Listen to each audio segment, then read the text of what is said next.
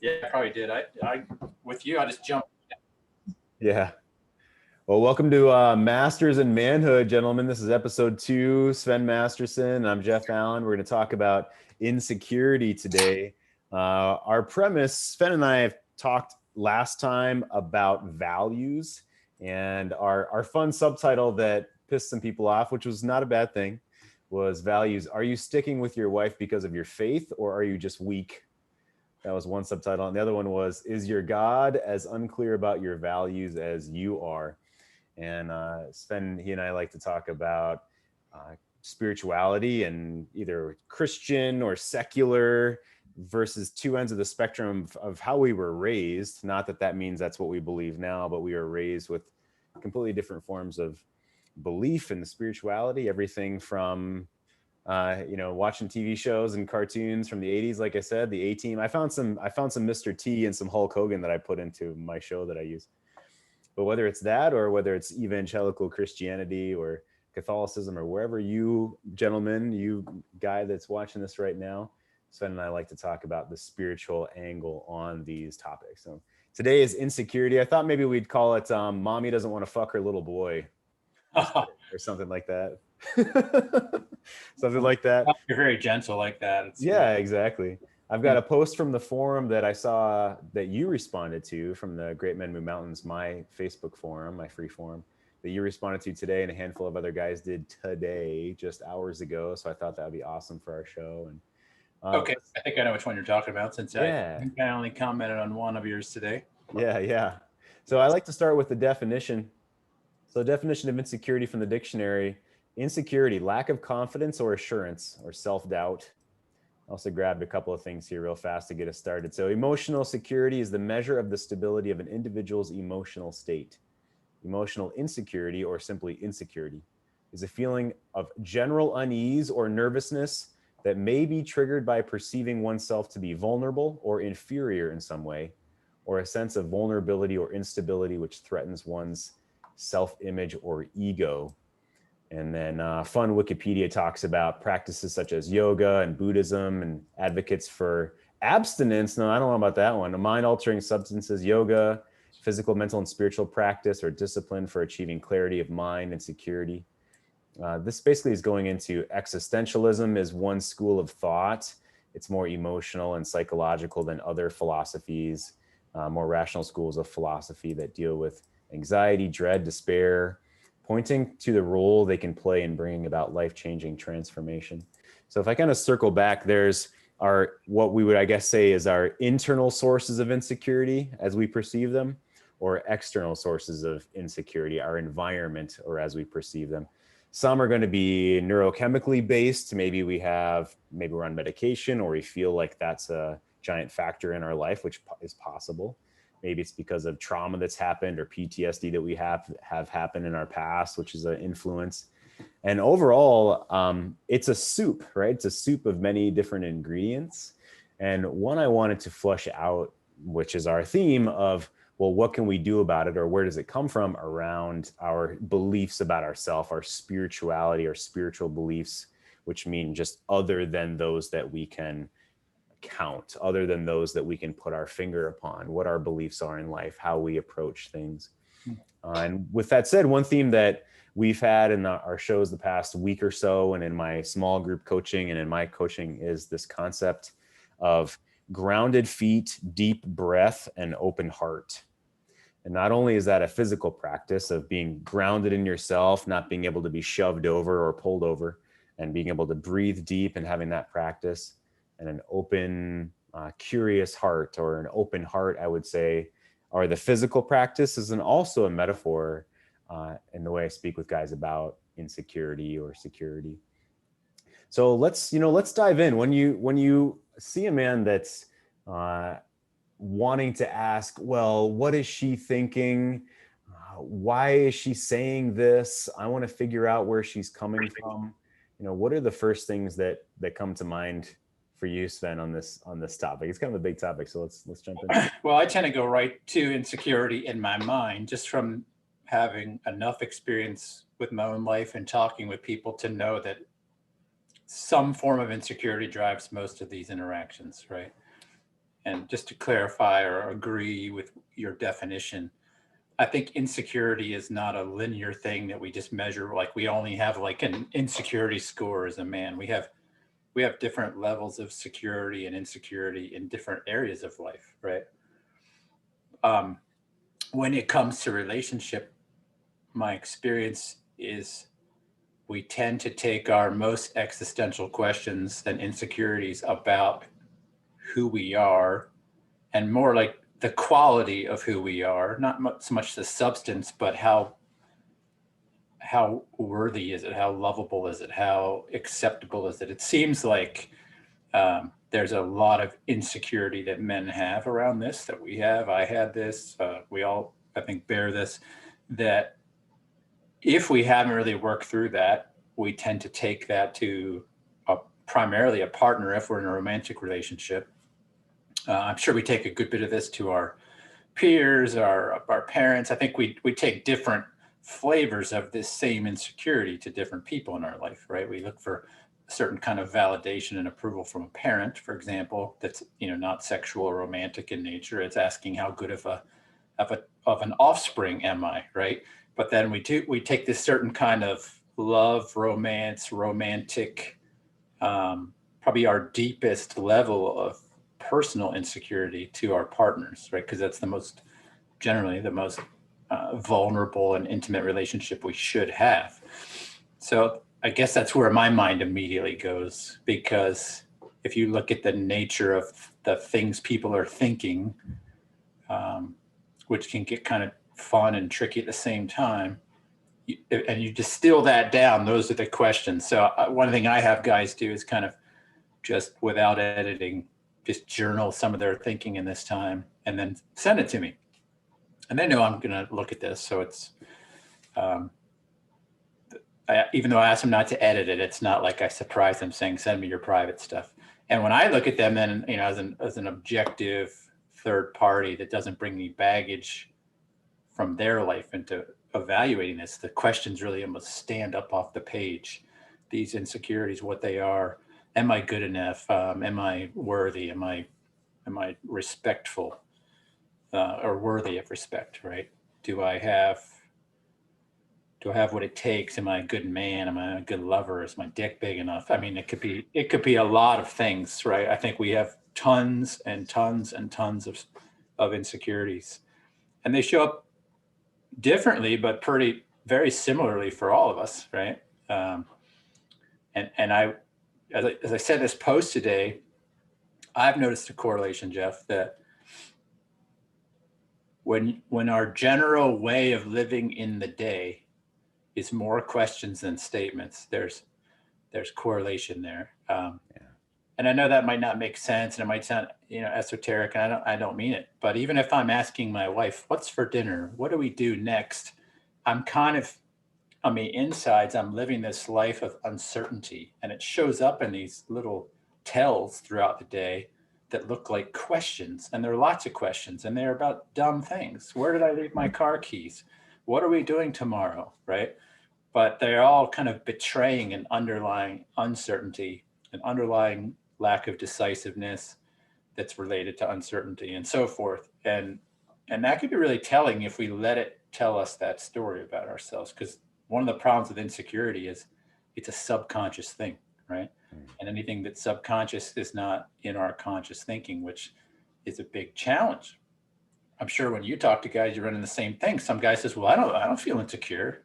And he doesn't, because in his secure mind, or in his conscious mind, what he's thinking about day to day, he's not aware that he's got all this automated thinking from decades of living that is fundamentally insecure. And so he thinks that he's living by what he thinks about. And that's just not how the brain works, right? We are living out of the programming of most of our life, which is automated, kind of like driving. I use that as a good metaphor. You don't think about driving because you've done it a lot. And you've driven these thoughts your whole life about your worthiness, right? And if you drive that thought, I'm not worthy, I'm a loser, no one likes me, I'm not good in bed, I have a small cock. If you do that enough, just like your brain automates driving, your brain will automate that thinking process. Now it's subconscious, which means your brain doesn't give conscious attention to it, but it still thinks it, right? And these things show up in relationships, and they start to really undermine everything about us. And then we run into marriage conflict or relationship conflict.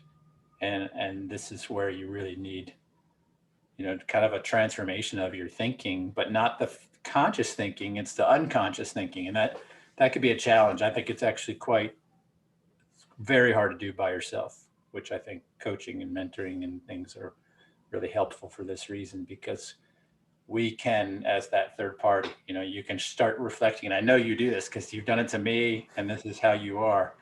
You're like, oh, hey, wait a minute. You just said something that made me really curious, right?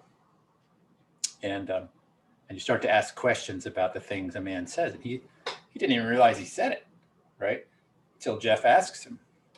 Yeah. You ask a deep question, and now what you're doing is you're making the subconscious conscious.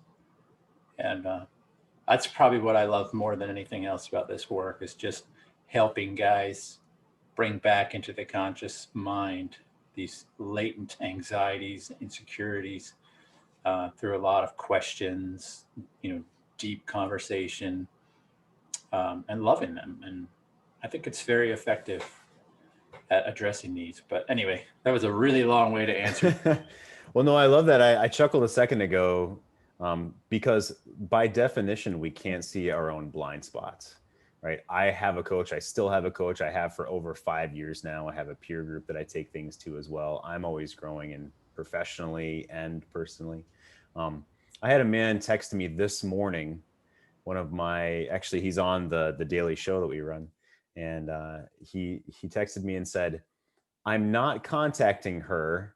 And then in the next sentence, he said, I texted her yesterday.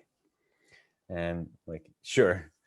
Sven's reaching down and rolling up his giant cock of this too. Oh, there we go. Hey, he's back. No, I said, he said, I'm not contacting her. And then in the next breath, in the next sentence he was texting me he said, well, I texted her yesterday.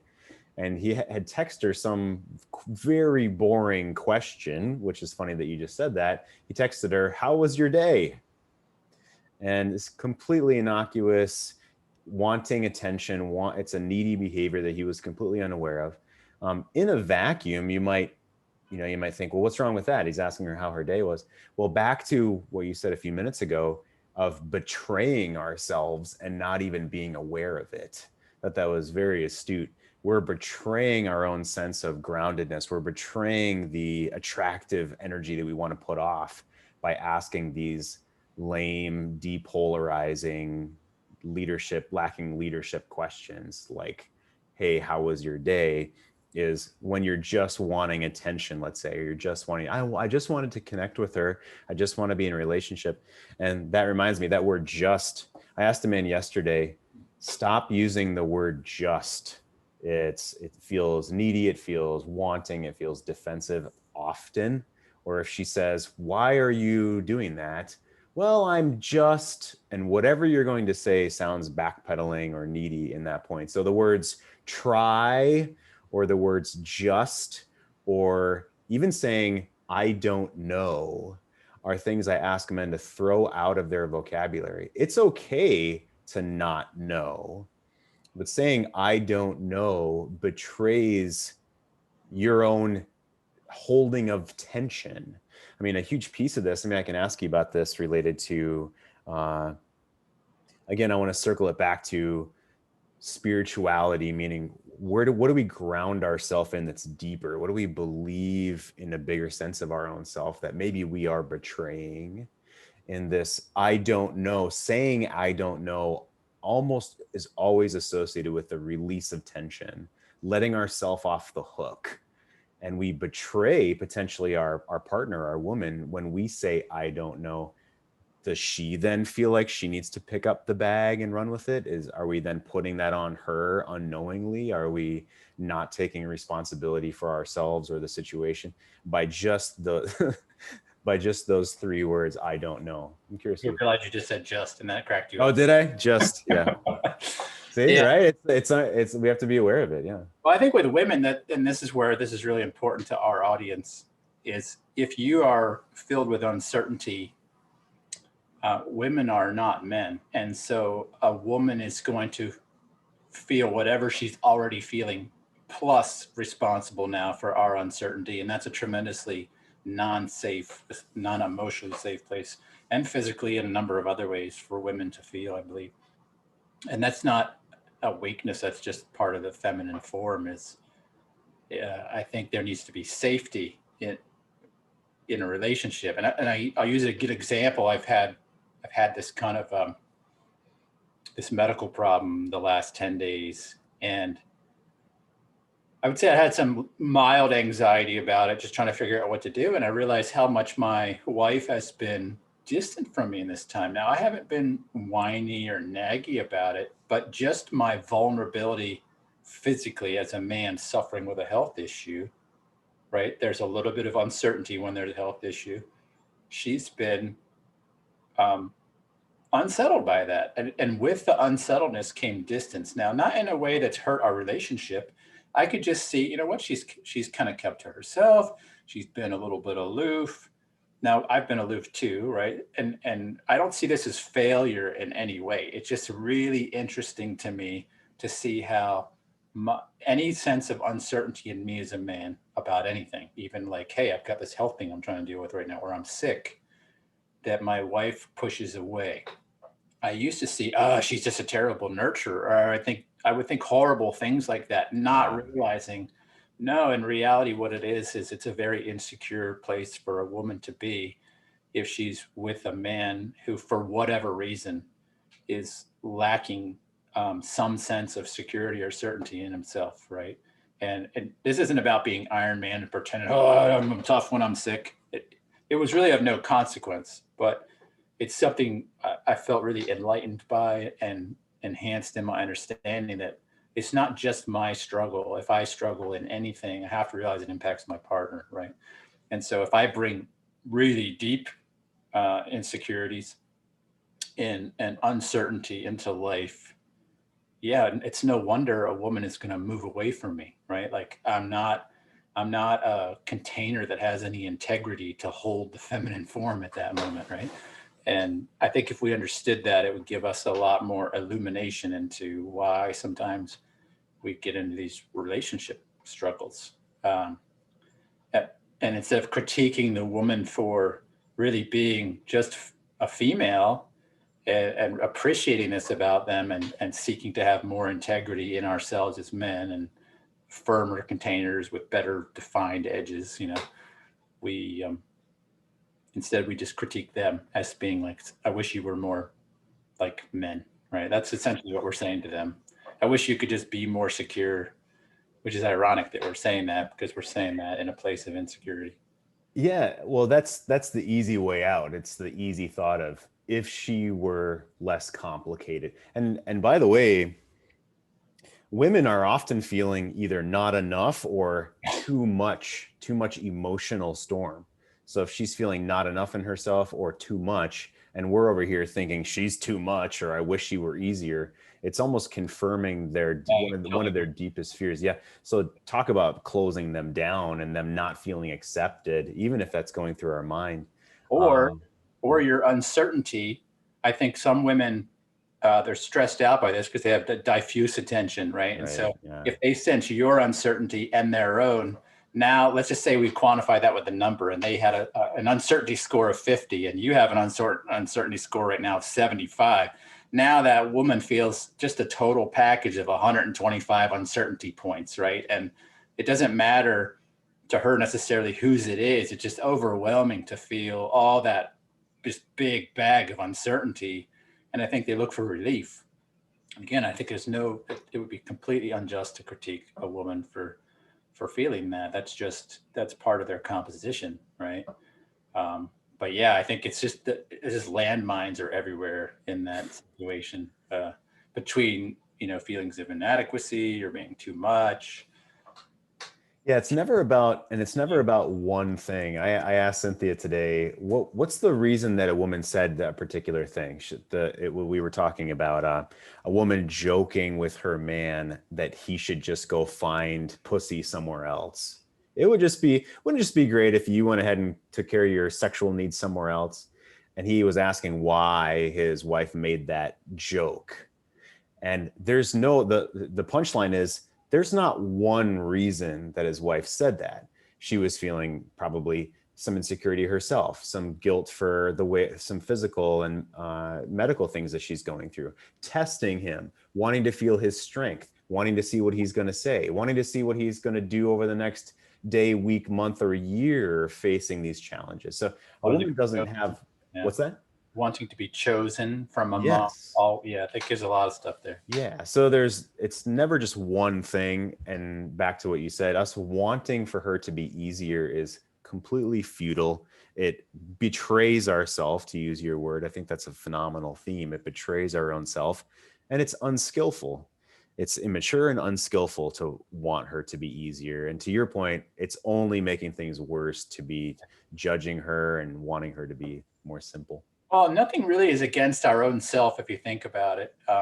Wanting the bar lowered when the bar is high, I totally get that. I mean, every man's going to run into that same struggle, right? It's too hard, make it easier.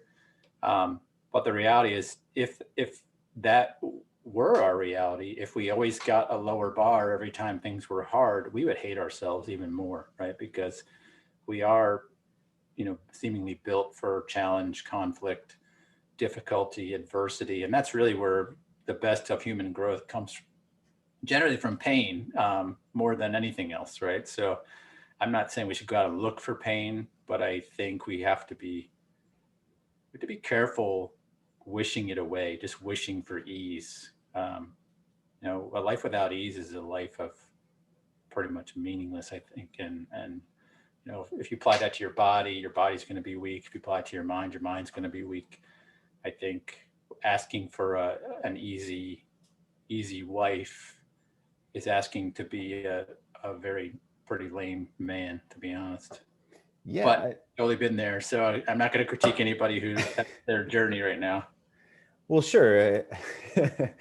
So, I mean, we want our body wants things to be easier, but I don't believe that our psyche does. So it's these conflicting wants, these conflicting desires, these paradoxes that we constantly have as humans. Yeah. Right? So let me take a step forward into that. So instead of asking her to be easy, we want to go away, either literally or metaphorically, take a break, go step back, go do our own processes, our stuff, our routines. That's one thing, when I coach a man, I tell him, I want you to have consistent, automatic, everyday rituals and routines, and to set your environment up so it's automatic. And this isn't a matter of simple willpower.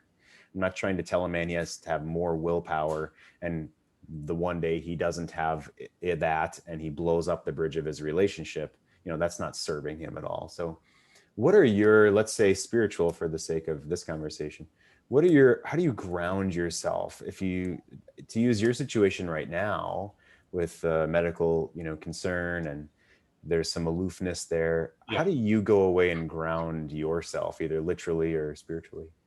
Well, it comes to a lifetime of work I did probably go through to understand the more existential things, right? So let me rewind, just go back to where you're saying you tell men, stop saying this, and stop saying that. I would have a slightly different approach, and it's not against that. It's a matter of, I see those as check engine lights, very much in the vehicle of masculinity, where when I notice them, I want to write them down. I want to be like, hey, well, it's really easy to feel shame when you feel those things and try to hide that. I'm going to try to work harder so these things don't come up. I'm going to try not to say them anymore. And I think a lot of personal development disservices men because it teaches them just to change their habits and actions.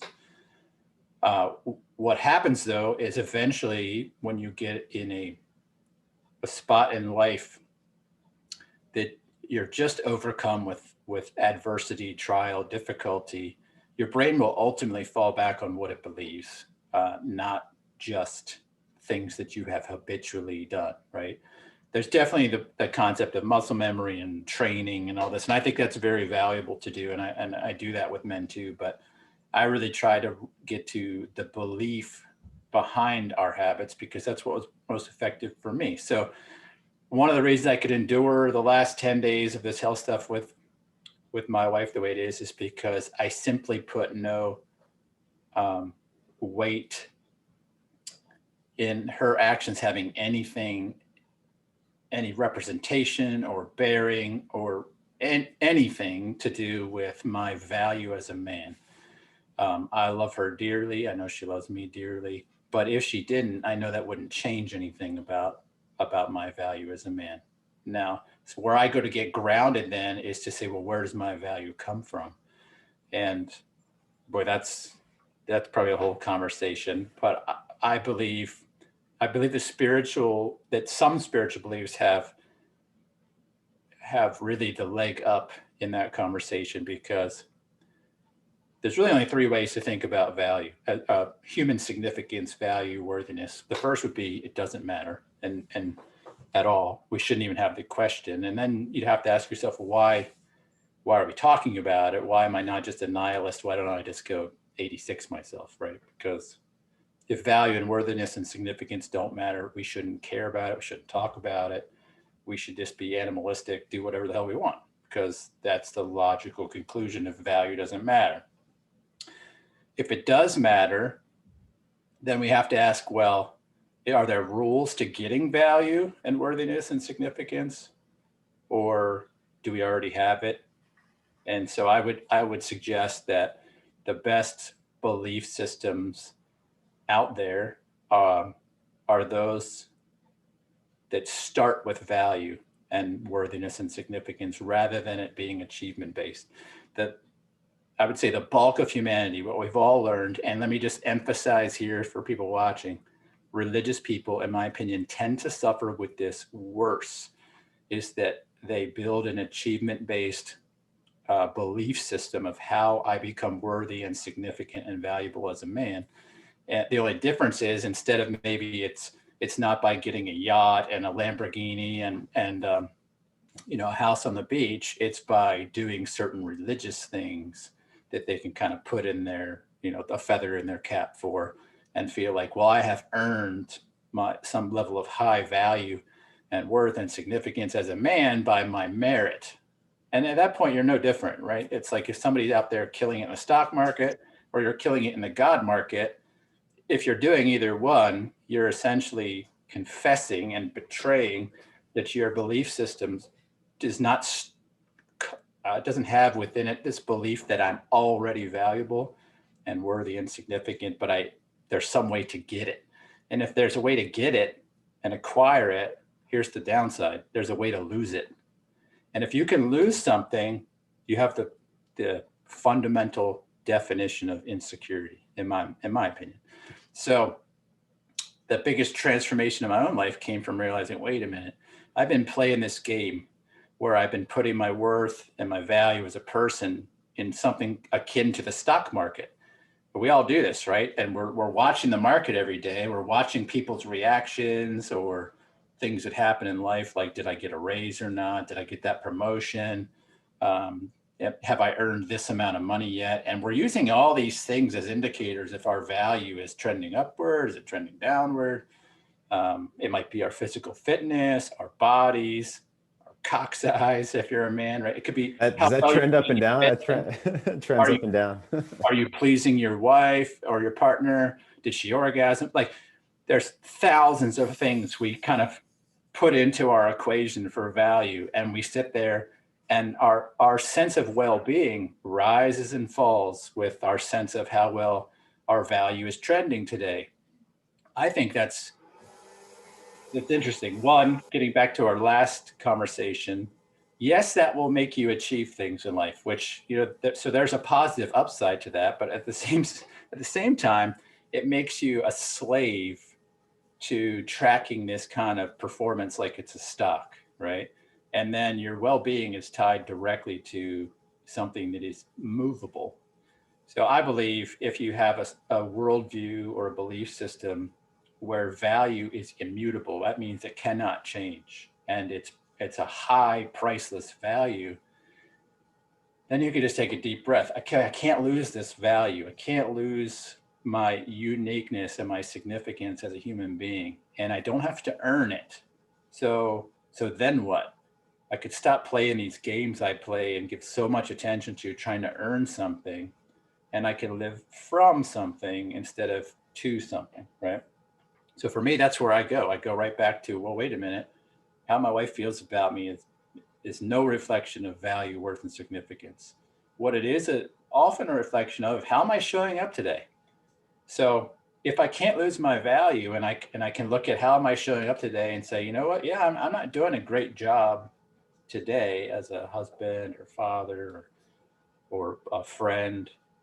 There's no consequence to that other than my current experience if I can't lose my value, worth, and significance. So that for me has created a tremendous amount of security in my personhood, meaning, okay, well, now I'm not playing for points. I'm not playing this game that has such significant stakes that it used to, when I thought how I was doing all these things was really important for earning those things. You know what I mean?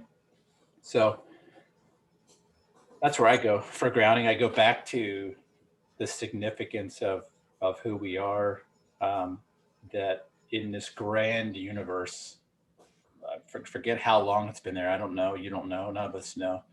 But it includes Jeff Allen. It includes me, right? It didn't have to. And I'm the only one, and you're the only one of you. Like, if there were some sort of physical artifact that we had in the universe, and there was only one, we would cherish it. Like, hey, like that's the only one of those, right?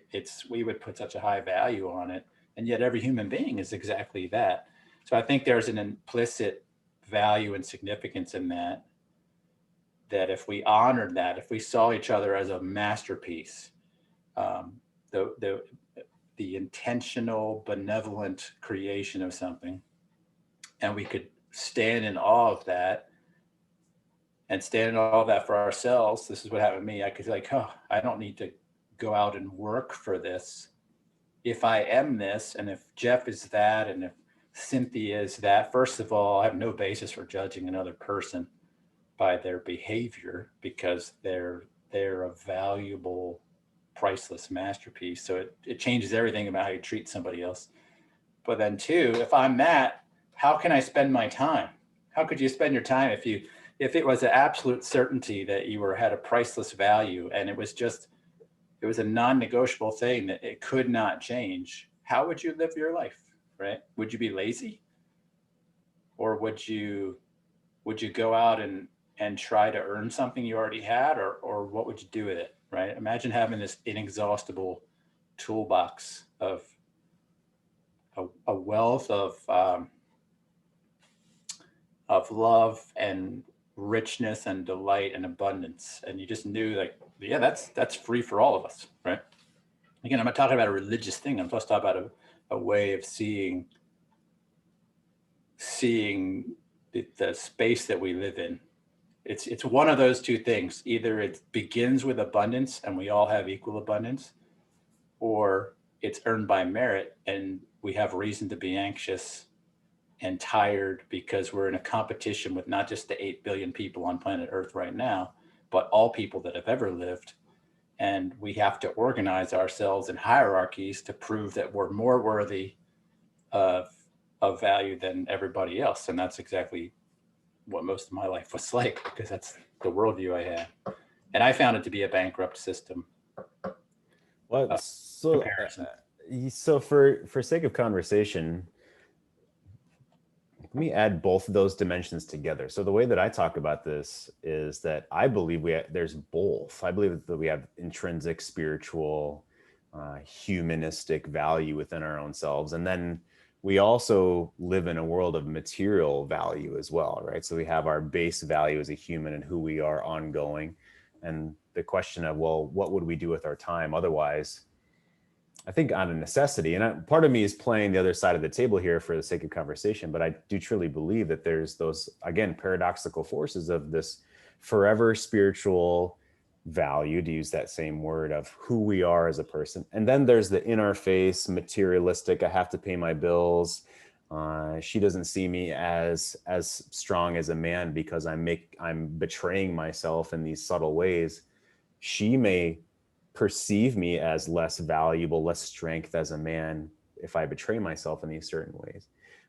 And how is she going to like life with me if I make zero money and, you know, I go, what, like, I go do I go suntan my butthole. I think there's like, That's great. I Yeah. think, I don't know. Yeah. So It comes- I believe that there's both dimensions of that. So how do we well, I'm reconcile still that? very much into the idea of Yeah. going out and doing great things.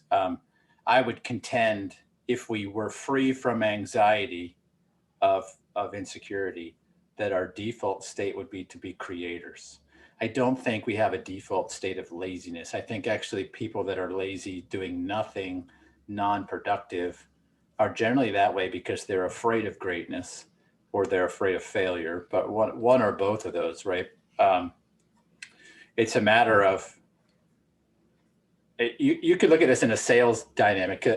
You know, that's what sticks out to me as a parallel. There's a lot of sales philosophy, like let's say people are selling cars, that hungry salespeople sell better, right? That basically, if you pay salespeople too much as as a draw or a base, that they don't sell as well because they're kind of just, you know, fat and happy enough where they don't put the effort in that hunger would give them, and so they sell more. And then you have other people who have like, well, actually, if people know their basic needs are met, they sell more.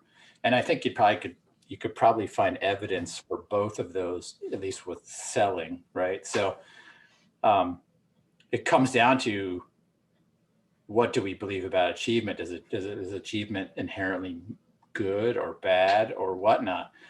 I think we accomplish a tremendous amount of things in our insecurity, and I try not to necessarily put moral weight or judgment on was that good or bad, because I think that's kind of beside the point. I don't think that's knowable.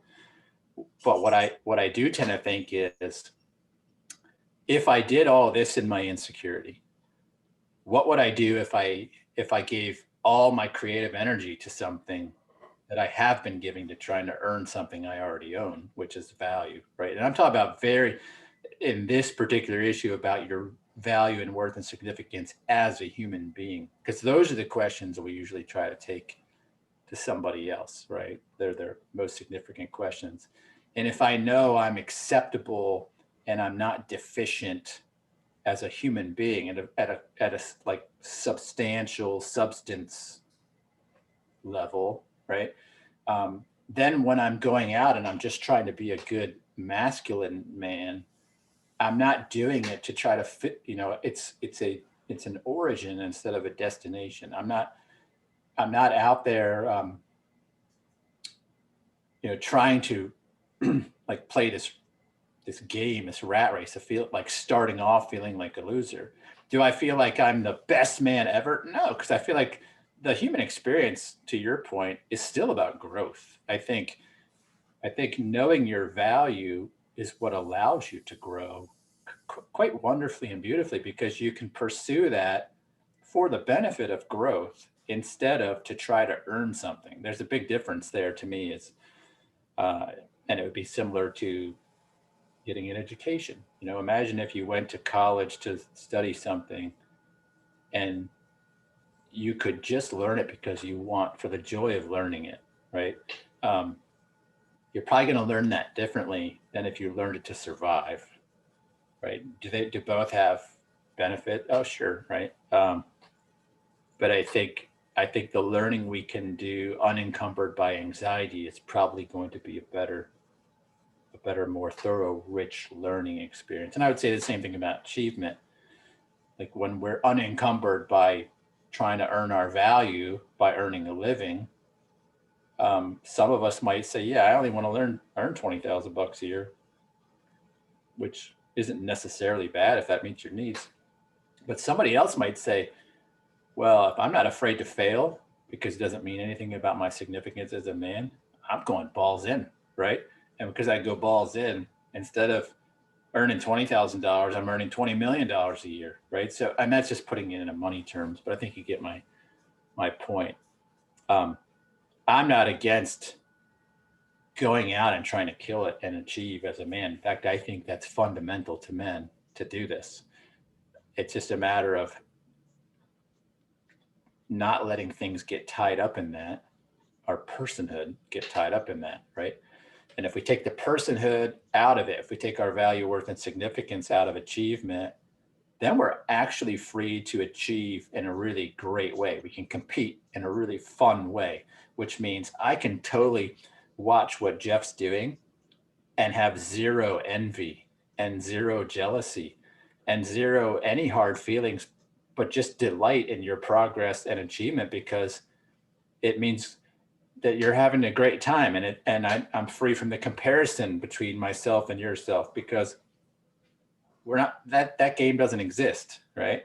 But that's not what we do. What we do is we when we're in this place, we see our brother who we might even with our lips say, oh, I love this guy, he's a good buddy, but then he succeeds and we're like, fuck, that's always happening, man. You know what? Then we get butthurt about it. And then we're feeling low. We're feeling low on ourselves.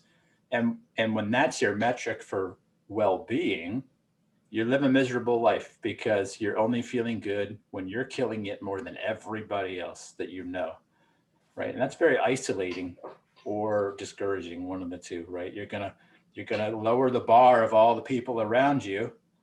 It means you can't have friends that are better than you, because it just provokes that sense of feeling bad because they're all achieving more than you, right? So to me, that's where the rub is. It's not an anti-achievement message. I mean, I think anybody spending time with me knows I like to achieve as much as the next person. In fact, I call my property and my space my temple to overachievement, because when I didn't walk in these things for most of my life, and so I was constantly trying to be better, and not always against other people, sometimes just better than myself, but usually better than other people, because I felt threatened if somebody was better at something, if another man was a better man, if another man could lift more, make more, everything. I just found that exhausting. And I feel like that's a thing a lot of men do struggle with, and drives a lot of it consumes a lot of their energy. And it's unfortunate, because I think that actually promotes insecurity and works against them in the relationships they have, which then make them just double down and try harder. But you can't do that with everything, right? Not everybody can put on more muscle. You can't grow a bigger dick. So there's these things really become problematic in some areas, because if they're metrics of your value and worth and significance as a man, and your well-being is tied to them, what do you do when you run into something that's beyond your control? What do you do when you're Christopher Reeves, for example? Remember him? Yeah. And you're literally like Superman, and you get thrown off a horse and you can't walk, and you're a quadriplegic. If all of your sense of well-being in yourself was just your ability to physically perform and have a stud body, those things can be taken away from you. And if they can be taken away from you, it's an insecure reality for you in your life. So I've just chosen to put my ultimate sense of security and well-being in something that can't be taken away. And that's given me a lot of freedom and taking a hell of a lot of risk in most other areas of life, because I'm not playing in those areas of life for my value, if that makes sense. Yeah, it's so something I love that you said, and using that metaphor of grounded feet is your foundation as a man within your own belief of yourself with your feet on the ground, or are you propping yourself up with someone else's belief about your intrinsic value as a human? Are you using your wife's belief about you? Are you looking for indicators, like you were saying? I love the check engine light as a man for your masculinity is if you're looking for X amount of sex, validation, head pats, back rubs, whatever it is from someone else to be your ground floor belief as a man, then you can fall.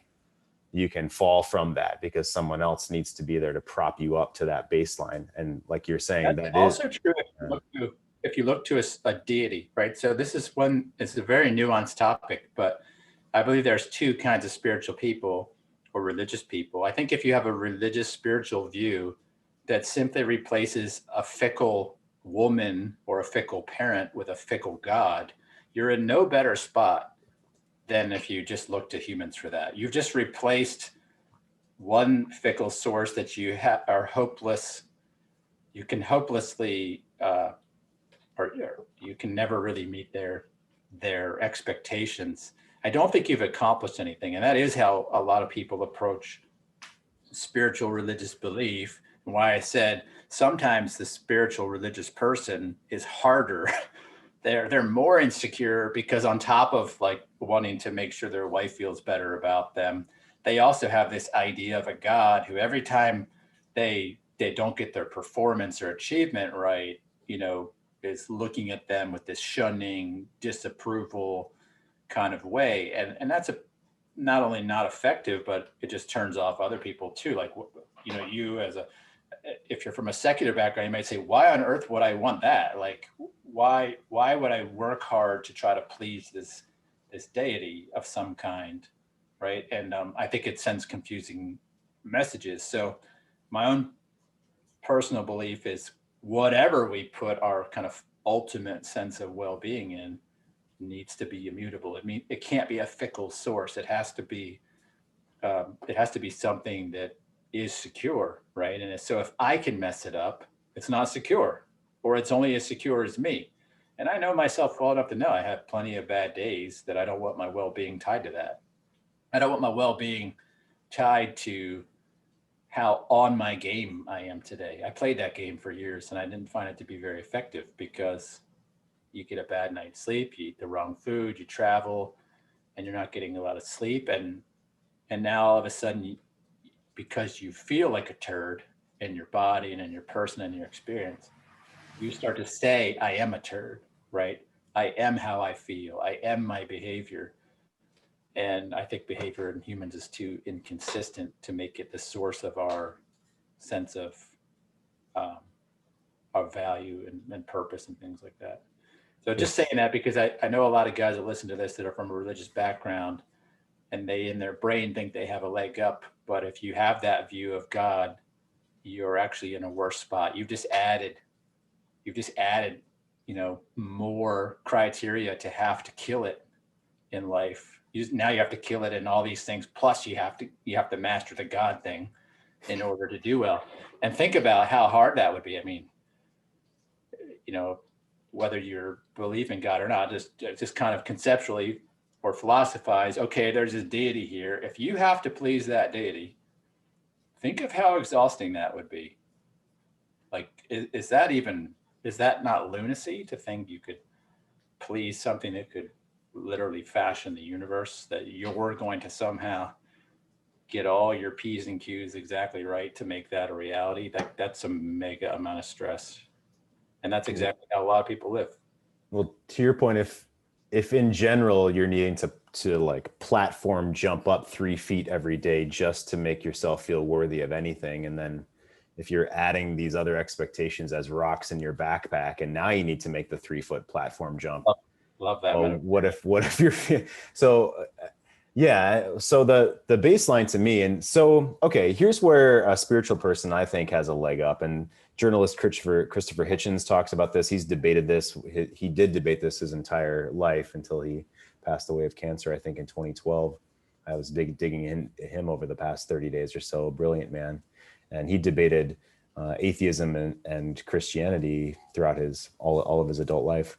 One thing that every Christian leader challenged him with was, well, where do you get your moral baseline, your moral compass from then as a person?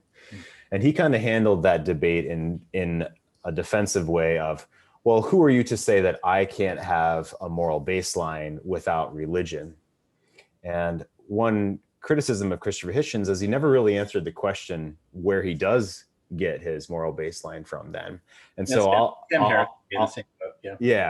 attempt to lean into that because I've thought about this a bit, and I don't pretend to be on the same intellectual level at all as those guys. But the way I look at it is, okay, I'm not going to base my value off of a 3-foot platform jump.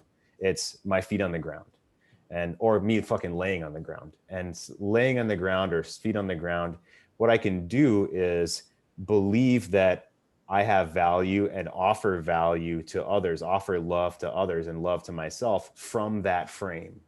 And if I can offer love to myself from the frame of I don't have to do anything to have intrinsic spiritual everlasting value, and I can blast that out to other people as well, therefore showing them as modeling and helping them to believe you don't need to make the 3-foot leap to be of value. You are already. That is where I drive my moral baseline from. And now all the other achievements are, sure, you go compete in the world and job and making money and these kind of things, and Maslow's hierarchy, and maybe I'm no longer worried about money because I'm working on enlightenment now and all of that those other ladders that we have in life.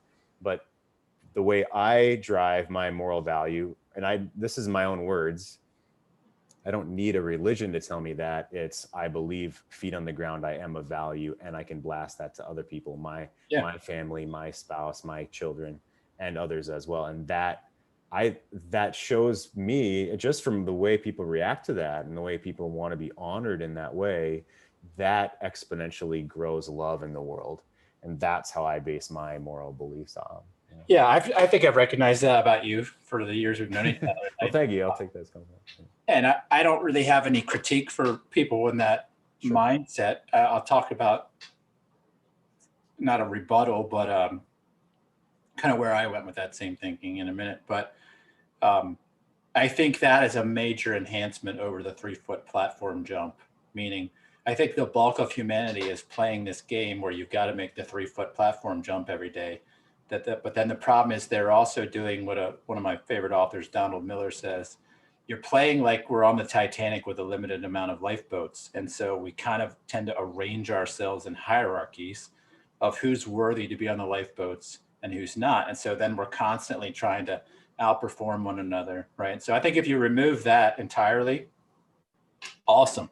So if you start with grounded and say, okay, well, I don't need a religion to tell me I'm valuable, I would agree, because I don't consider myself a religious person.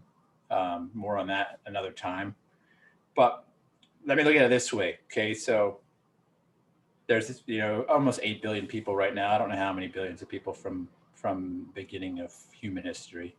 I have this 1,700 mile or 1,700 foot driveway. It's all gravel. You've seen it, and there's probably about that many billion or more stones on this driveway. So if I walked out there and you came to visit and I picked up a stone, I said, Jeff, this stone is just the epitome of love and goodness, and it's just priceless. You might play that game with me a little bit, but at some point you're like, okay, well, you're free to believe that if you want. But the reality, and I might really believe it, and I might live like that thing is the Hope Diamond. It's just a piece of limestone, and it's an inch, and there's 8 billion of them on my driveway, right? That's fair. I have the right to do that. I have the freedom to do that. And if I live that way, there'll be real consequences for me trading that rock as though it's priceless. I could tell my family, hey, don't you dare touch this thing. You come in my office, I want you to bow to this rock. I could make up all kinds of things about this, right? It's not that I'm wrong. It might actually really produce whatever I wanted to produce. But at the end of the day, I empowered that belief, meaning I was the one that bestowed the sense of value on that stone. And here's the thing I discovered with the idea that we can declare our own value is, if we can declare our own value, and let's just say you put a dollar amount on your value and you put it at $6 billion, right? I'm worth $6 billion. That's what feet on the ground grounded looks like. Well, if you declared it really high, you could also declare it really low. And it means there's generally some sort of rules or a breaking point in your life and my life where we no longer feel very valuable. Maybe something happens, you lose a child, you get terminal illness, your girl leaves you, a number of things, or maybe you have like a masculinity destroying injury, like these guys that go to war and they get their dicks blown off, like this kind of thing. And suddenly you're in an existential crisis. I no longer feel valuable because I don't see myself accomplishing anything. I'm not doing anything. Maybe I'm injured, I'm handicapped, I'm ill. It could be a number of things. And now suddenly you're like, oh, I'm not valuable. And when you declared your own valuable high, that worked for you really well. But it comes with the intrinsic value that you can also declare your value really low. And my own experience with being a human is you can get sucked into a place of, as a human, where you can't talk yourself out of that feeling of loneliness, of being of a low value. And so you tend to default back to a condition that performs its way back to feeling good or behaves its way. And I think illness is probably the easiest way to see people struggle with this, when they have some life-altering injury or illness that removes their ability to be a productive, or what they believe is a productive member of society, right?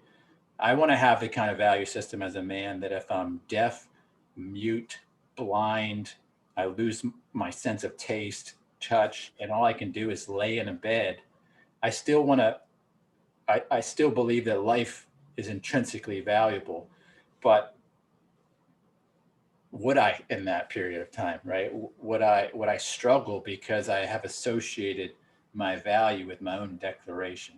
Again, I think it's a major improvement on people who are playing a performance game. I just think in a time of crisis, people tend to revert back to some sort of way of trying to perform their way back into it, right?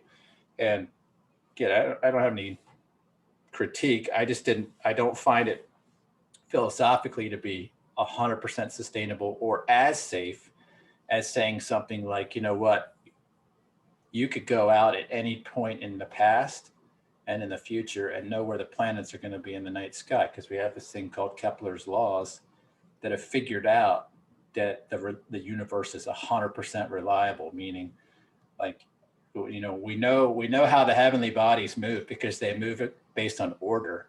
We can know where it's going to appear in Loveland tomorrow and exactly when, because of order. So if whatever created that order has a benevolent belief about your well-being, and it's 100% reliable, to me, that's a little bit better, right? Or quite a bit better, because I can't declare or undeclare that. In fact, I might think I'm a total shitbag, be totally suicidal. And if that's where my value comes from, even in that moment, my value is priceless. And I find that that's a tremendously securing thought for me, meaning even if I'm out of my mind, I'm not out of my value, if that makes sense. So that's how I would respond to that. I think Hitchens and those guys were talking about the basis for morality, which is different than the basis for value, although very, very similar. I like watching those guys. Sam Harris talks about this a lot, if you're a Sam Harris fan, but he talks a lot about, do we need God to be moral? Do we need God to do good things? If you believe at the end of the day, though, that you're just a lump of flesh, that you're just a lump of meat, that we're material, and I don't think you're on this page, but I have had this conversation with some people. Why do personal development, and why be moral towards other people? I don't believe we have a basis for really ultimately loving or caring for people if we're really just a speck on a tremendous amount of time, because that would imply there's value in being that way, and value in what way? Like, if you're an accident, you shouldn't have desires or pursuits that fool yourself into thinking there's more meaning than being a speck of dust. Yeah, materialists, I've studied that a bit too. They have no response to, well, where does consciousness come from, and does consciousness have any value? Well, it's material, yeah. In and of itself, well, it doesn't matter, because when you die, it goes to that there's nothing, there's no energy there, so therefore it means nothing. It is of nothing. And to your point, well, we are beings that make meaning out of our lives. We choose what our meanings are. But so I want to go back to something you said a few minutes ago. to me, and this may be a sidestep, and that's fine. To me, what's really grounded me in my whatever lack of religiosity or whatever the word is, in my form of own spirituality, it's really helped me and feet on the ground. What feels better? How do I get up how do I get up tomorrow, even though I'm going through hell, which I've had times in life, like everyone has, and maybe they are now. To me, it starts backwards from knowing that I'm going to die. Marcus Aurelius speaks about this quite a bit, and things of knowing and facing that existential crisis, not shoving that to the side, knowing that I'm going to die and working my way backwards. Because if I'm not Marcus Aurelius and people aren't going to be reading my book 2,000 years from now or whatever it may be, well, what does that mean then? And you have to face those nihilistic philosophies, then those considerations of, well, then what the fuck does it matter? And how am I going to make sense of this now? And I think there's a fear there that if we go there, that somehow we're going to be sucked into the vortex of nihilism. And I find that to be, I'd rather face my dragon and make a choice of how I'm living, a choice of which way to turn my shoulders, than to, let's say, pretend that avoiding the thought is somehow going to help me or be better, and I'll just go watch television and not think about it. Right. So to me, working my way backwards from, okay, I am going to die. My body is going to be ash. And so will everyone that I know and everything that I will ever touch, and these kind of things, and work my way backwards in that sort of analysis is what's really helped me of, well, what do I want to do today before I die and go to sleep, quote unquote, go to sleep? What's my karma today, or this week, this month, this year? And work I think we should all ask that question, regardless of your spiritual worldview. I think mortality is a very sobering and very beneficial worldview to have. I love that about Stoic philosophy, for example.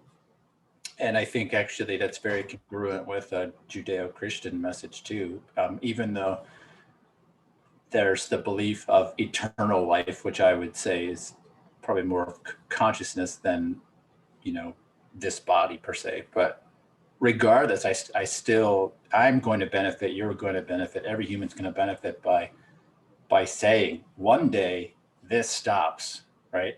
And none of us know precisely what next looks like, if there is a next. And so what does that mean for today? So I think that's a beautiful way to live regardless. When it comes to nihilism, though, that's a little bit different in that even to have that dialogue internally, like the Stoics did believe that consciousness transcended time. So they had a little bit better reasoning to have the freedom to think that there was a better way than nihilism, because they did believe their consciousness remained after death. But a person who's probably more of a materialist, who really believes there's no value, and it's not so much what happens after death, but who are we? Like, is our substance matter? Does the human form have anything remarkable about it or not? And if it doesn't, and this is probably an attack more on the materialist, the logical, rational end conclusion for a materialist would be nihilism. And that's who I was really speaking to there. I think there's tons of loving people who don't include a creator in their worldview. And I don't really try to argue with them. My own belief is, because we are formed as imagers of our creator, that those things are kind of intrinsic. I think every human being, if you could take away what encumbers them in the form of anxieties, insecurities, pain, injury, the things they experience in life, if they were really free, you'd find them to be that image of the creator, which would be loving and would see value in people, and we see this is exactly what you see in people. So even in people who don't believe in a creator, still image the creator, in my opinion. And you're actually evidence of that, meaning you see beauty, you see love, you want to love people, you want to love others, right? My point would be, I don't think there's a rational basis for you to want to do that if you're just simply material. if you're just simply here, why do you want to do that? Like, that would be odd to me, meaning by saying it's just completely arbitrary and accidental that we're formed and we're here, right? Then when we have these transcendent ideas, they should be considered mentally ill or madness, because they don't really accomplish anything. Like, they're incongruent. It's a form of psychosis to believe in things that transcend the human experience, if the human experience is really just this vapor of meaninglessness, right? It's delusional at that point to want to have something that transcends your lifespan, to even care about, let's say, your children beyond the grave. Doesn't make any sense. Like why should you care if your DNA propagates and throughout time? That's kind of an existential concern, that if you are nothing and there's no purpose to anything, that's just silliness. Like, who the fuck cares if it continues for eons, right? But we do care about these things. So I think the caring is evidence that there's a reason to care, right? And I'm not saying I believe it's I'm going to nail that down to, like, you need to think about this in a certain spiritual way or a certain religious way. But I do think it's rational to believe that there's a benevolent force behind the universe, right? And Einstein said the same thing. He said, the most important question you need to answer is the universe friendly? And I think he's a smart dude. Well, that's a decision. That's a decision that you make, right? That's a decision that you make. You have to decide what you believe about it, because, and that's his point, is it really will inform how you make almost every other decision. He's not telling anybody what to believe in that either, right? But if you're a thinking person and you decide the universe isn't friendly, you're going to have a lot of questions that are not possible to answer. Well, why should I be friendly? Why is love good? During a coronavirus, why don't we just let thousands of people die? They're old, they're not productive, right? Why do we care about them? And again, I care about them, but I have a reason to care about them, because I see life as having a sacredness, and I see those people having worth and value that has absolutely nothing to do with their productivity, their current behavior, right? And so there's a basis for that. But if we really believed, in my opinion, most evolutionary biology, we should say good riddance. The more we can get rid of these people, the better, because they're a competition. So I think that would make more sense to me as having integrity with evolutionary biology, but we don't, right? And again, I'm glad we don't. But if we really believe we're all accidental, we have a weird way of reflecting that in our culture, like in things like the coronavirus, in things like desiring freedom, fairness, justice. Pretty much everything we care about socially, we care about because we see it as having a certain sense of morality behind that. And we see that morality tied to seeing people as valuable, but yet we confess in our schools and in our philosophy of origin that really we have no basis for thinking that. So I'm kind of intrigued by that. I believe those ideas bear consequences. And I think if you tell people over and over and over again that you're meaningless, it's going to bear a consequence if somebody believes that, and that they don't feel like they have meaning. And when I see this a lot in talking to guys, that's one of the hardest things they will come up against is, what am I here for? What is my meaning? Now, I know they can create it. I'm a fan of that. I like Viktor Frankl as much as the next guy, right? But it goes back to that stone in the driveway. Like, if you create your own meaning, you can uncreate your meaning. If you create your value, you can uncreate your value.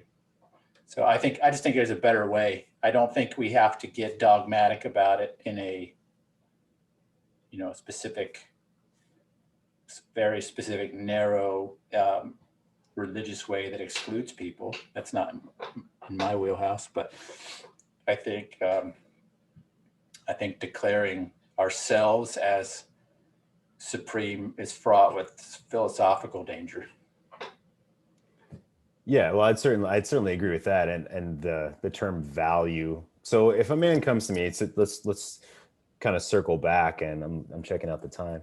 The word value, I think, is what's dangerous. And if we think we need to make that 3 foot jump every day to even get to zero, it's going to be real tough, especially if we're relying on someone else to give us permission to do it, Yeah, or I to totally give, to give us to hold up a 10 or a score on our 3 foot jump is even more difficult. And now, okay, now put these rocks in your backpack at the same time.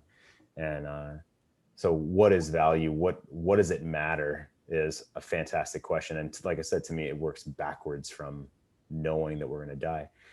And again, we can't see our own blind spots. The man that said, well, I'm not communicating with her, I'm not talking, I'm not reaching out to her, but he was. It takes another man next to you, like, hey, Yeah. like I ask of in you. So yeah, I appreciate Yeah, the and conversation. when it comes to a 3 foot jump, I know I already said it, but I'll reiterate it.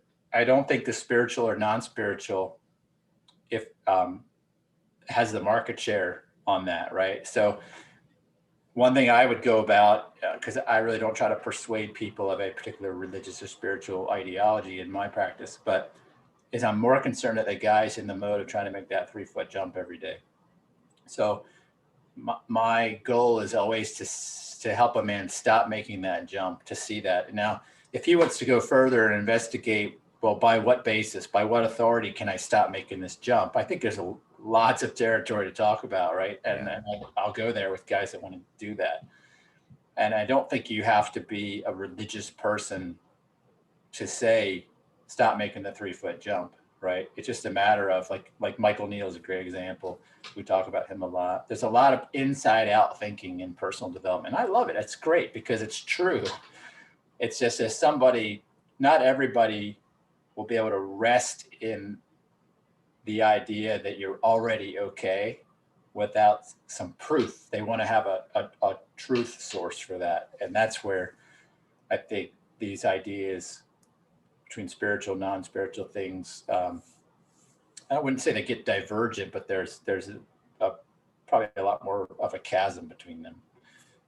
Well, so if I'll add a cherry on top from my point of view of, well, okay, Jeff, well, where do you derive your feeling good on a daily basis? There's some, I could call them materialistic. There's, well, if I do this process, then it releases certain brain chemicals, releases I would dopamine, agree. serotonin, and I feel good. Or if I smile at a person walking on the street and they don't smile at me, and the check engine light comes on of me being upset that the person didn't smile at me, that's my own check system. But I mean, in the morning, I do a breath practice where I do existential meditation for less than 5 minutes. It doesn't take very long to do a breath practice with some meditation. Are you getting endorphins going by doing exercise? How is your nutrition? How much TV are you watching? How much are you drinking, smoking, beating off to porn? These are a lot of things. These are a lot of gauges on the dashboard prior to even worrying about, is someone else going to judge me on this 3 foot jump I think I need to make for them? Yeah. The daily routines are so important. I mean, and I think everyone would agree to this, and we overlook them. This is one of those, oh, if I just don't think about it and I go to work without taking care of any of those 10 things I just mentioned, it's not a big deal. It is a big deal. I totally agree. I think one of my distinctions is I have a very cohesive view of the spiritual because I don't see them as dichotomous the way most people do. I believe we're using the word spiritual for what I think we're ultimately finding and will continue to find is what we're understanding in science as quantum. Right. Um, there's definitely compelling evidence these days that human consciousness is observable. It's not material. It seems to be quantum. There's this whole field now of quantum biology. So we're starting to find the quantum elements of our biology that we appear to basically be kind of like TVs that receive a quantum signal, And I love this idea because I think that is the same thing that spiritual traditions have been saying with different nomenclature for eons, right? And in that way, I think we are a cohesive human being. Like I'm a human being, and this is one area I strongly differ for example, from modern Christianity, because modern Christianity, a lot of people don't realize Christianity in general, it was born out of the Jewish faith in the very beginning, and then quickly got essentially hijacked by the Greeks, or Greek philosophy. And so Greek philosophy was very Gnostic, which is the belief that knowing is what matters and our bodies don't really matter much. And so if you look at Christianity today, for example, it's heavily Gnostic. And so there's a huge emphasis on the spiritual, the immaterial, and almost a complete disregard for the body. Like the body doesn't matter. So you find this a lot, and you talk to guys, you probably run into this occasionally. I'd say a lot of people from faith have let their body go. They're kind of not overly concerned with their body because they treat it like it's a Dixie cup, essentially. They're gonna, once you're done with it, it's gonna go away, and I'm getting a new one, and blah blah blah. So I think Greek philosophy, as it's kind of amalgamated with Christianity, has hurt that view, has made people disregard the fact that they do have a body, that a body matters, right? That was not a first century view of people of faith.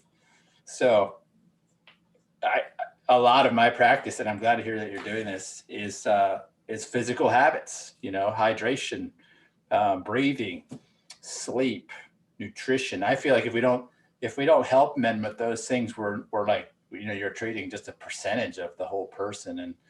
And I think we're intricate organisms where all these things matter, right? Your mind matters, your habits matter, your actions matter, your consciousness matters. I think there's a lot to this. So I'm excited to hear you say, man, I affirm those things. Yeah, sure. And I guess it's the question, do you see your Dixie cup as half full? No, the Dixie cup. Well, I just spoke with another man about jealousy. I think jealousy could certainly be another topic for us, as far as she's spending all this time on Instagram, or she's in her phone, like this, right? That's a huge topic that we could talk about as well. What do you see? What's been coming up for you recently with clients that you're working with? Well, the same, interesting that we talked about this topic, the idea of questioning is a common one. I think the thing I probably run into the most that I'm conscious of right now is how many of the men I speak with, and I've been here too, are really living as though whatever their emotions are today is their reality, which is, and I don't say this to shame anybody, but is a very feminine way of being.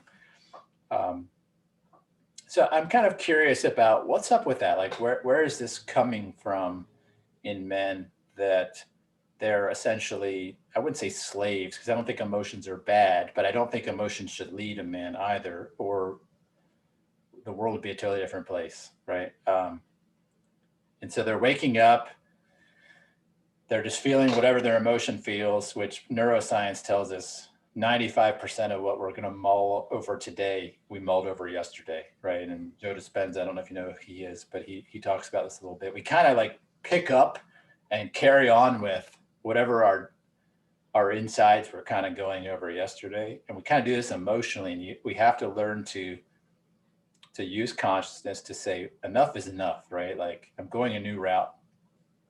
I'm going to acknowledge I feel like this, but I need to live according to my truth instead of whatever my emotion is today, which is complex. Your emotion comes from your biology, lots of stuff to that. So yeah, that's an area I find myself talking to a lot of guys about, and their sense of well-being is tied to this, right? So every day is a crapshoot how they're going to be today, because it's almost like, well, wait and see how my emotions feel today. And if they're great, life is going really great. This coaching thing, everything, it's going well, right? But tomorrow they have a thought or a feeling kind of come their way.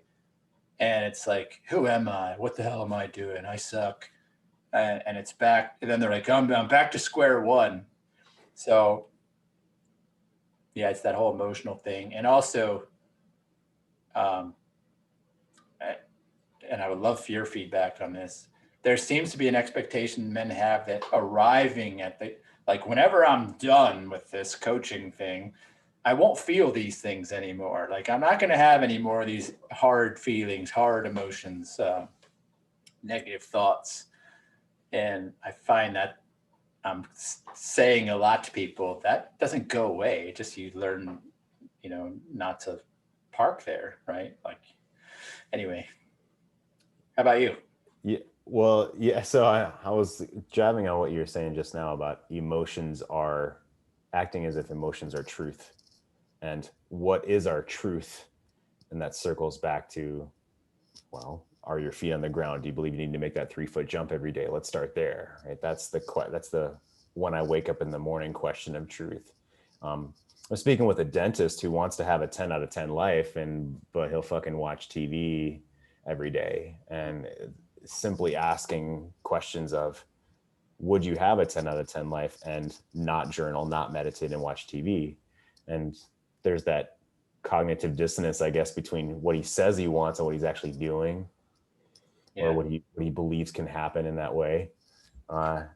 So I would say the challenge of tackling the daily routine seems to be a very big hill for a lot of guys to climb. So I have some feedback for that if you like. I don't know if you ever heard of this. This is called the Oak Journal. Haven't heard of that, no.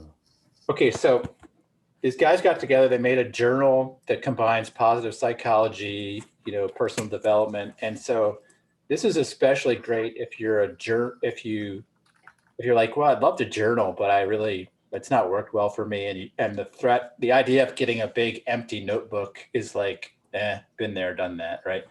So this actually there's a 90-day journal. It starts out with, what is your big, hairy audacious goal for 90 days? What are 3 other goals you have? And then it kind of provides like a structured journaling exercise for 90 days that has you start with gratitude in the beginning of the day. What should your focus be today? What are 3 things you need to get done?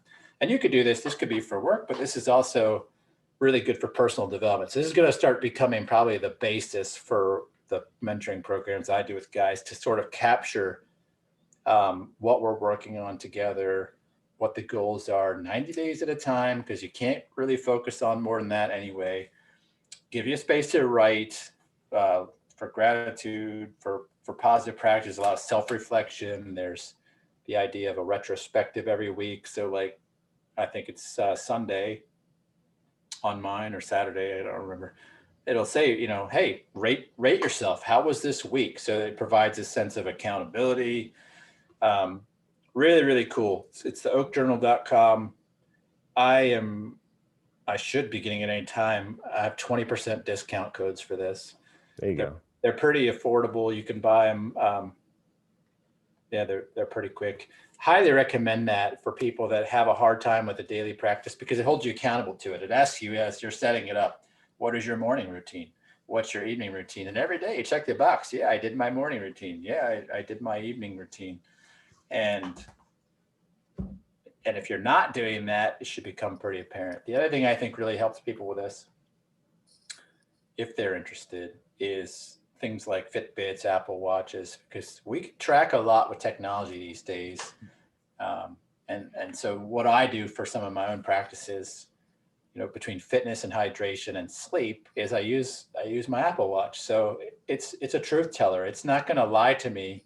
It doesn't let me lie to myself if I'm not sleeping enough, if I'm going to bed late, if I'm watching too much TV, if I'm sitting on my ass a lot, if I'm not drinking very much. So I like the tool of technology to be a truth teller for me, and to use this data to say, you know what? Yeah, you're not getting enough exercise. You're not getting enough sleep. You're not drinking, hydrating enough. Mindfulness. We could track so many things in our day and age that a lot of guys blow them off, but I think they're super important. And I just wrote a blog about this. I don't know if you saw it on Sunday, about things guys need to start doing right away. And they're all these kind of practices, because if you're trying to do a personal development journey and you're paying somebody for coaching and mentoring, and you're letting your sleep and your fitness and your hydration and your eating and breathing just fall by the wayside, you're trying to do this with like a compromised person.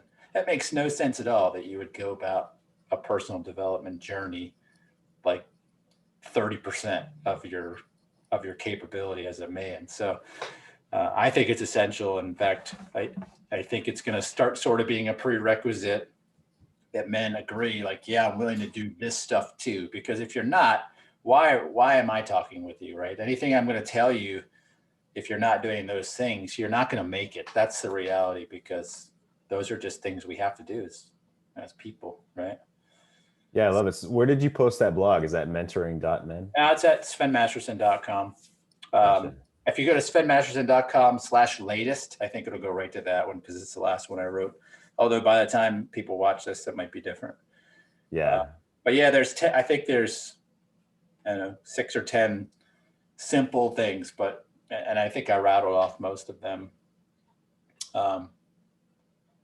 Sleep is a huge one. I think so many people I talk to that I'm helping with mentoring, they don't sleep very well. They don't really make a great effort to sleep very well, and they don't try to solve any sleep deficiency they have. And I'm just like, you know how much stuff in your life goes wrong if you don't sleep well, right? Like, it's fundamental.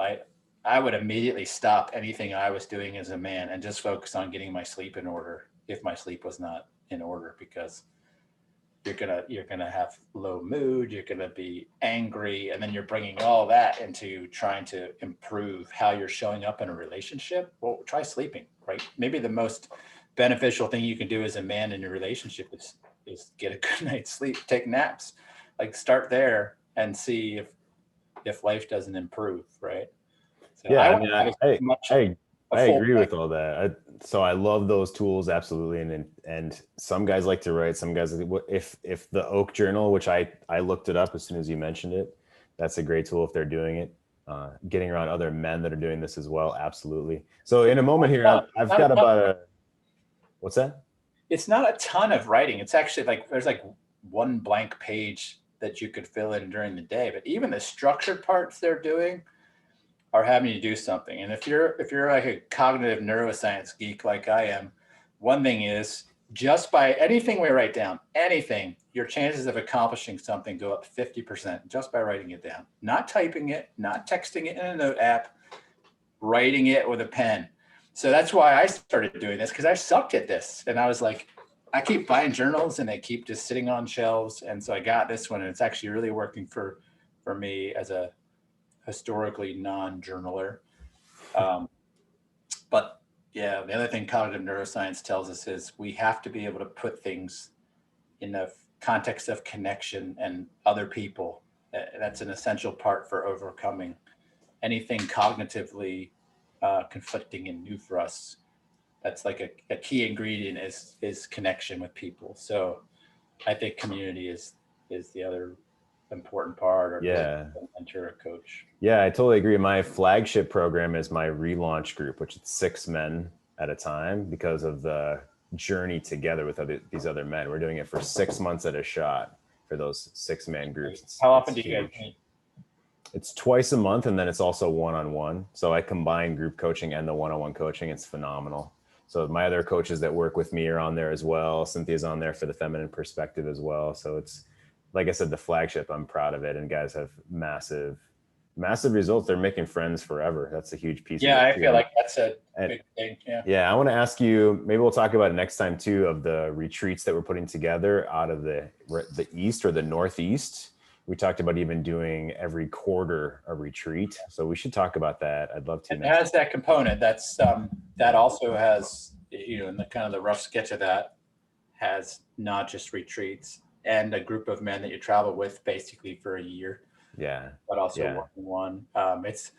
It's all built on these same ideas. I took everything I know about cognitive neuroscience, and I'm just a lay person, but I've really put a lot of elements from these, like how do humans learn, how, what is biologically important. It includes these journals, it includes connection, it includes self-reflection, physical analog activities, right? All this stuff that's important for us. Yeah, So, I love it, buddy. Always enlightening. Next time, let's detail out that program, that year program, and everything that includes. Because you and I have talked about that for going on 6 months now. So let's detail that out. So SvenMasterson.com, mentoring.men. My website is greatmenmovemountains.com. Sven, always enlightening, buddy. I appreciate it. yeah, I love it. Nice to chat with you. That's it. See you All later. right, Ciao, guys. Sven.